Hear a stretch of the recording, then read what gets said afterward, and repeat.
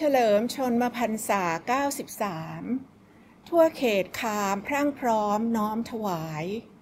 ไร้โรคาไร้พยันตราย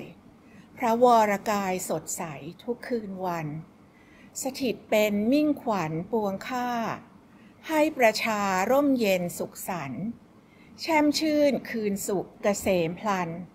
พระพรรษาคงมั่นยั่งยืนด้วยเกล้าด้วยกระหม่อมขอเดชะข้าพระพุทธเจ้านางสุชาดาจิราธิวัฒน์